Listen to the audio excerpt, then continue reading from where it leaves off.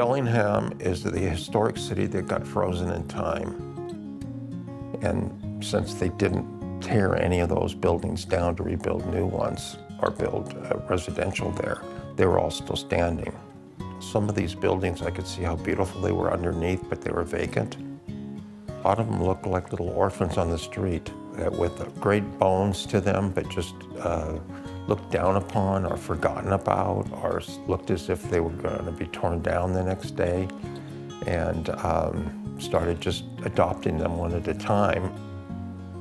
Bob came to Bellingham when Bellingham needed somebody like him, who recognized the value of older buildings.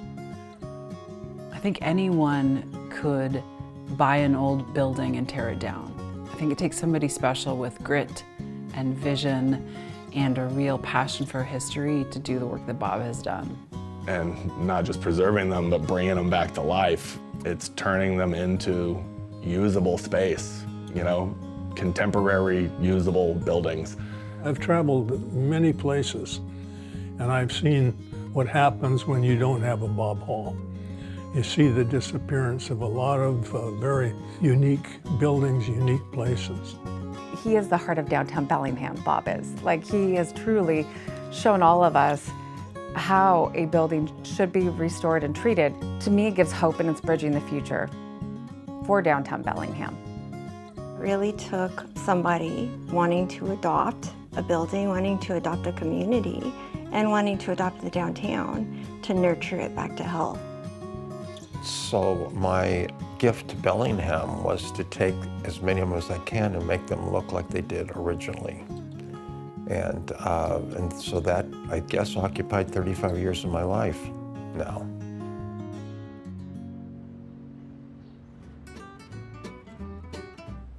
During the early part of the 20th century, Bellingham was booming. Railroad speculators, bankers, and merchants built large, ornate buildings downtown. Canneries and lumber mills thrived, and the city was poised for growth. We had 5 sawmills on the bay. We had the world's largest salmon cannery in Fairhaven, and one of the largest coal mines out at Birchwood. So that, to me, was kind of the golden age of architecture in Bellingham. And it was also very much a pedestrian era. So you take a streetcar downtown and walk around, right? Go to shops, go to work, take the streetcar home. Despite these grand beginnings, by the mid-1950s, the extraction industries had closed or exhausted their resources, and Bellingham's economy stalled. So basically it was a depressed logging town, and it never really recovered from the Depression. There were a lot of empty buildings. They weren't necessarily falling down, but over time, empty buildings just begin to, things go wrong. The roof starts leaking. The infrastructure just falls apart. Nobody went downtown. There was no reason. Those buildings at the time were never on the historic registry. So it could have been a developer that came in and tore down the old buildings. By the 80s, there was lots of talk about building a mall on Railroad Avenue, just tearing down so much of downtown. But Bob had a different idea. He was a person that was interested in old things, an appreciation, if you will, of history. I would say maybe 1/3 of the downtown was vacant. And the talk was just horrible. And the people that were committed to the downtown, they were kind of told that that was never going to happen. They thought the town would just disappear. And I thought just the opposite, which is what did happen. Bob grew up in Tacoma, Washington, where he got his first taste of art and entrepreneurship. Oh, I was a doodler, and my father was a commercial artist, and he was, at that point, an entrepreneur. So it kind of got me going where I could make a living off of doing what I enjoyed doing. And I did the posters for the bands and things, you know, it was all psychedelic. And then nightclubs would commission me to like $50 and then another $50 if I printed them. Bob's interest in art continued. In college, he studied architectural design. He worked in carpentry and construction, and later began an import business. Being an importer, spent years and years outside of the United States, traveling the world and living in countries where there was just lots of these older buildings and they were being kept up. Went to Bern, Switzerland, and I was struck by all of the buildings there. I'm talking about almost all of them looked like the Daylight Building. The same size windows, the doorways, the height, and then they had plaques on them. And they were all built before Christopher Columbus sailed.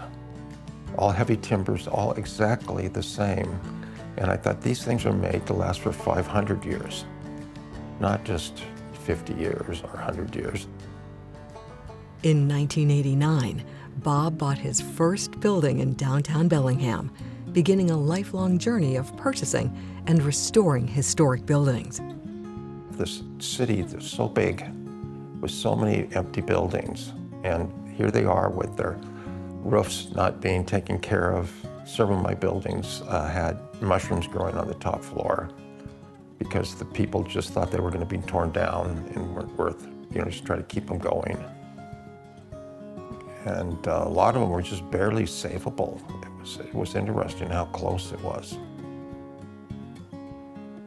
It was just kind of fun. It was like repairing old cars or something, collecting old cars, and especially when you could get into the bigger ones. I think Bob's successful because he has an insatiable curiosity. He also has this great perspective. I mean, he's sort of unflappable in a way. He's a doer, not a talker. When he says he's interested in doing something, he puts the energy and the resources behind it. He doesn't let others dictate his ideas and goals. If he has an idea, it doesn't matter what roadblocks are in his way, he will find a way to make it happen. It takes a person like Bob to see the possibilities, to be able to take a risk and survive while you're doing it. So it's a very, very creative approach. Creative is the first thing that comes to mind. He has to be. It takes a lot of work and a lot of time and a lot of extra money to make something like this, function. He has tremendous empathy for people, and he's very sweet to a lot of people. He's a compassionate man. Compassionate with buildings just like he is with his staff. And he believes in environmentalism and conservation and saving these buildings for more than just his own benefit. He has kids he would like to leave the world to. As Bob restored these buildings, an appreciation of history guided his attention to every detail. The Herald building, their Herald sign was not working, and he had it completely replaced. I mean, he had it completely replaced. So he used every way he could to keep the integrity of those buildings. And so many are just like they were when they were created. When Bob first saw the Barlow building, it was covered in corrugated roofing, I believe, that had been painted pink. And he was able to renovate it, pull off all of that old siding, and expose the brick and the facade and the windows and the beauty that's there today. The Leo has this beautiful light green terrazzo, and it was untouched, but it was covered up by glue and tile and carpet. But once uncovered, it is like a masterpiece. And Bob has done that over and over and over again. Avenue Bread on Railroad Avenue, that was one of his first ones too. He hired a father and son. They were from Eastern Europe, I think, but they were excellent tile artists. He hired them to reinstall the tile around the columns on that front facade. So now when you walk by the Helena, the tile you see is truly historic. And that speaks to his career in a nutshell. has been uncovering these beautiful, beautiful buildings, parts of buildings, beautiful things from history, and sharing them with community. I think I kind of felt the pride of the original builders and the craftsmen that put it together, that they were going, oh, thank God someone uncovered this tile work that we did, or put back together this front that was designed. For Bob, it was about more than restoring buildings. He took an active role in shaping a healthy downtown and supporting local businesses and nonprofit organizations. Bob has really taken on a stewardship role in downtown, not just the actual physical buildings, but the downtown economy, the health and safety, like what can we do to make it feel safer? How do we bring people downtown? How do we make them feel welcomed? How do I support businesses so they're also supporting each other? I don't think he ever bought a building just to make money. He bought it because I can make that building cool the way it was. He's searching for that right tenant, the right business to be the leaseholder. It's never been for Bob. It's been for the community and giving back. I wouldn't be here as a downtown business if it weren't for him. I don't quite have it in front of me, but I think at one time I had a mile of retail stores. And the owners of them are actually in the shop or in their offices right now. So that creates a community much different than if they were just franchises and McDonald's and things like that. Independent, locally owned businesses that he feels push the community forward and give something back to the community. Bob really cares about Bellingham. That's hard to find these days. Somebody who is doing it because they care about it. Without that kind of role, without that person in that role, downtown would be a different place, and it probably would be less exciting and less beautiful in my mind. Today, Bellingham is a thriving mix of historic buildings and new development. Having these old buildings in Bellingham gives it its identity, history, its own story, and a shareable past, because he has put so many buildings on the historic registry, and they can never be touched. It's hard to say what this town would have looked like without him being there to save what are really landmark structures that define what Bellingham is, where it is. In 2016, Bob published his book, This Old Building, to share his knowledge and to help others save and protect historic structures. He continues to write and advocate for preservation.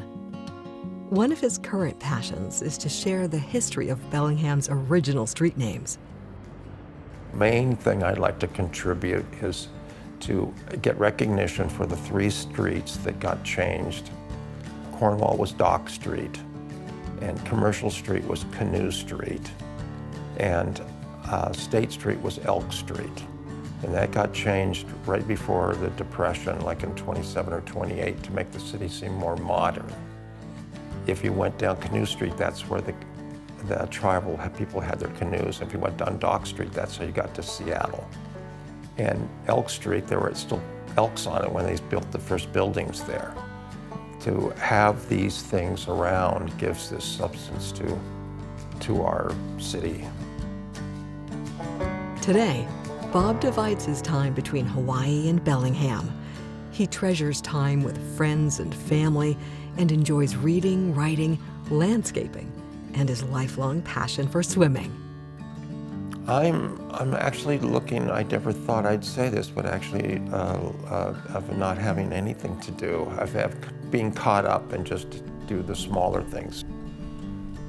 I made swimming the #1 priority of every day.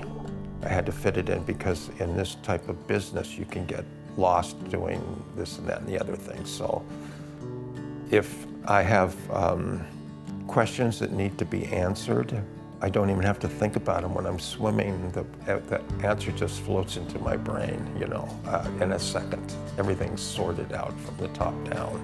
And I'm pretty close to now, if I can live for another 10 years and swim as much as I do, I'll have swum around the world, 20,000 miles.